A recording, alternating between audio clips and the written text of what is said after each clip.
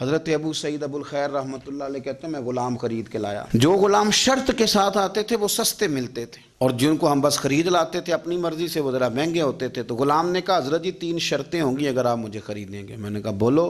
کہنے لگا پہلی شرط یہ ہے کہ میں سارا وقت آپ کی بات مانوں گا، پر اذان ہوگی تو پھر میں کسی کی بھی نہیں سنوں گا، پر میں جانوں میرا رب جانے. میں نے کہا قبول ہے. کہنے لگا دوسری شرط یہ ہے کہ دن کے وقت بات مانوں گا، رات کو نہیں مانوں گا.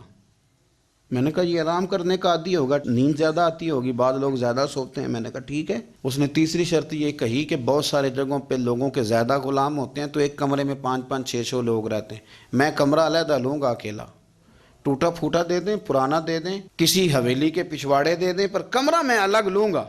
کہتے ہیں میں نے کہا یار یہ بھی قبول ہے. میں اسے گھر لے آیا. میرے دل میں تھوڑا تھوڑا کھٹکا تھا کہ یہ کہتا ہے میں وقت پر نماز کے لیے جاؤں گا، کہیں کام چوری نہ کرے، لیکن فرماتے ہیں یہ تو کام دوسروں سے زیادہ کرتا تھا اور توجہ سے کرتا تھا اور ذوق سے کرتا تھا. 2 دنوں کا کام 1 دن میں کر جاتا. فرماتے ہیں ایک رات کسی مجبوری کے لیے مجھے کوئی پیغام آ گیا، کہیں جانا تھا. میں اور میری اہلیہ اٹھے، حویلی کے پیچھے ایک پرانے کمرے میں وہ رہتا تھا.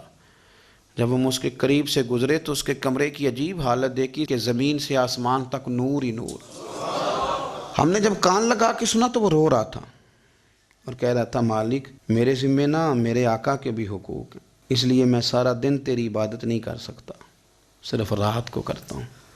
مالک اگر میرے ذمہ تو نے یہ ڈیوٹی نہ رکھی ہوتی تو میں سارا دن بھی تیری بارگاہ میں حاضر رہتا، میں قرآن کی تلاوت کرتا، میں تیرے محبوب پہ درود و سلام پڑھتا، میں یہاں آ جاتا تیری ہی بارگاہ میں، پر میرے حقوق ہیں. اللہ وہ جو دن کی میری غفلتیں ہیں وہ معاف کر دے. حضرت فرماتے ہیں بڑا ذوق بڑا شوق، ہم نے جہاں جانا تھا گئے نہیں، واپس آ گئے. رات ہم نے اس کو مداخلت کرنا اور تکلیف دینا مناسب نہ جانا. صبح کی نماز کے بعد میں نے طلب کیا اور میں نے اسے بلا کر کے کہا کہ میاں تو آج کے بعد آزاد ہے، ہماری کوئی ذمہ داری تیرے اوپر نہیں، تو سارا دن قرآن شریف پڑھ، درود پاک پڑھ، اپنی مرضی سے چل. کہنے لگا کیوں؟ جلال میں غصے میں بات کرنے لگا. کیا مطلب ہے آپ کا؟ میں محنت کروں گا، کام کروں گا، یہ آپ کیا کہہ رہے ہیں؟ تو فرماتے ہیں میں نے اس سے کہا کہ رات نہ ہم نے تیرا منظر دیکھ لیا، تیری دعائیں تیری التجائیں، رب کے ساتھ تیرے رشتہ ہم مطلع ہو گئے. کہتے ہیں ہم نے یہ کہا تو اس نے آسمان کی طرف دیکھا، پھر نظر جھکائی، کہنے لگا مالک تو نے تو راز ہی کھول دیا. یہاں لوگوں کی جعلی کرامت مشہور ہوتا ہے تو وہ کمائی نہیں کرنی شروع کر دیتے، تویز دھاگے کی دکان نہیں چل جاتی. اللہ تو نے راز ہی کھول دیا، میں تو سراپا مخزن راز تھا، میں رہا تھا مدت و راز میں، یہ تو تیرا شوق کے دید کشاں کشاں مجھے کھینچ لایا مجاز میں.